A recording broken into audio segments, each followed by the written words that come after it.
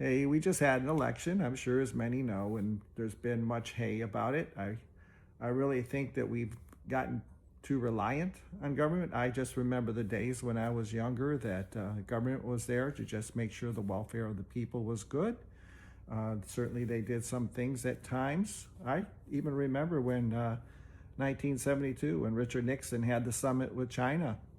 But needless to say, I think we have become too dependent on that, and I think people haven't been taught in school well enough how to have a desire to have that opportunity this nation gives to really make something out of themselves. Free stuff, I think people, number one, you need to understand there's nothing free in this world.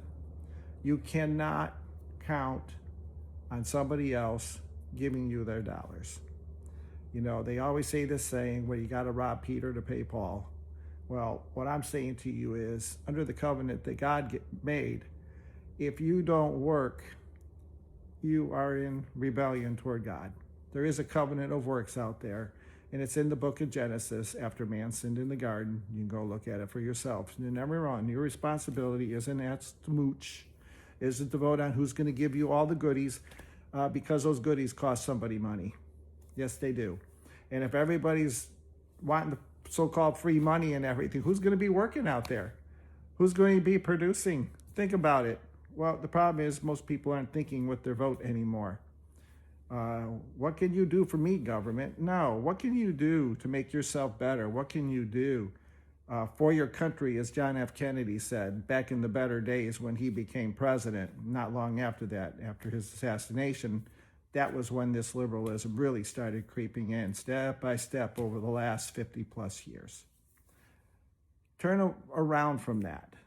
Make something of yourself.